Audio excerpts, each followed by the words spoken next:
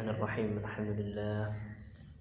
Wassalatu wassalamu ala Rasulillah Sayyidina wa maulana Muhammad wa ala alihi wa sahbihi ajma'in. Subhanaka la ilma lana illa ma 'allamtana innaka antal alimul hakim. Allahumma faqihna fi din wa 'allimna at-ta'wil ya rabbal alamin.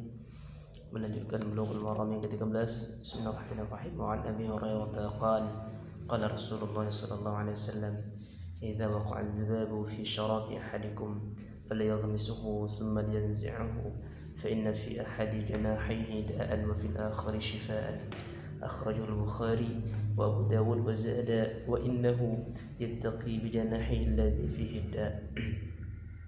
Dari Abu Hurairah radhiyallahu anhu bahwa Rasulullah sallallahu alaihi wasallam bersabda, apabila ada lalat jatuh ke dalam minuman salah seorang di antara kalian, maka benamkanlah lalat itu, lalu keluarkanlah lagi. Dari sini para ulama mengatakan bahwasanya lalat adalah suci, bahwa bangkai lalat adalah suci, maka dia diletakkan di bab taharah, maka dia tidaklah menajiskan air yang dihigapi oleh lalat tersebut. Syarab di sini juga ulama meluaskan maknanya dengan benda-benda yang cair. Ya, bukan hanya air tapi qola dan lain-lain benda-benda cair, maka benamkanlah. Disyariatkan membenamkanlah, disunnahkan membenamkannya. Membenamkan alat itu fa inna fi ahadi janahihi, sebab di salah satu sayapnya ada penyakit, ya, dan pada sayap lainnya ada obat penawarnya. Oke. Karena lalat membawa penyakit, ya, di salah satu sayapnya, dan di salah satu sayapnya yang lain ada obat. Oleh karena itu dia harus dibenamkan agar menetralisir penyakit tersebut. Dan penelitian kedokteran zaman sekarang bahwasanya memang ini benar adanya, di salah satu sayap lalat tersebut ada penyakit dan tidak ada obatnya kecuali di sayapnya sebelah sayapnya yang sebelahnya lagi. Kita bukan beriman kepada penelitian dokter modern zaman sekarang, tapi kita beriman dengan Rasulullah sallallahu alaihi wasallam.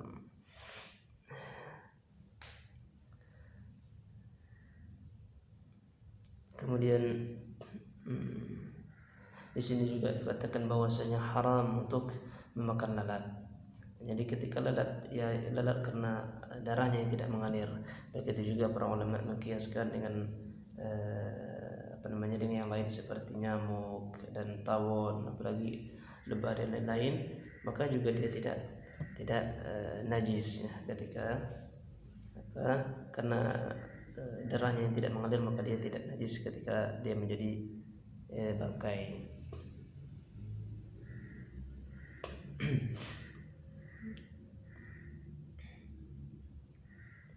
Di sini juga Rasulullah SAW menunjukkan bahwasanya kita dianjurkan untuk melakukan langkah preventif, langkah pencegahan terhadap penyakit-penyakit, karena ini merupakan syariat Allah Subhanahu wa taala. Maka ada orang bertanya bagaimana hukum imunisasi, apakah imunisasi itu meniadakan tawakal? Maka para ulama menjawab, salah satu dalil mereka adalah bahwasanya Rasulullah SAW memakan kurma, makanlah kurma 7 butir di pagi hari, maka dia akan terhindar dari sihir dan racun. Begitu juga dengan hadis ini bisa kita bawakan bahwa Islam menganjurkan untuk menjaga hal-hal yang membawa kepada penyakit, kepada kebinasaan. Di mana Rasulullah SAW untuk menyuruhkan untuk membenamkannya, kemudian dimakan, kemudian dikeluarkan lalat tersebut. Apakah air tersebut harus dimakan, harus diminum? Ya, air tersebut memang tidak ada kelanjutan hadis ini. Tapi kalau dia ingin minum, ya tidak apa-apa. Tapi kalau dia tidak ingin minum, tidak apa-apa. Dia bisa memanfaatkan dengan manfaat yang lain. Ya, digunakan untuk air tersebut digunakan untuk hal-hal yang lain. Jadi, kalau dia ingin minum juga tidak apa-apa, ya.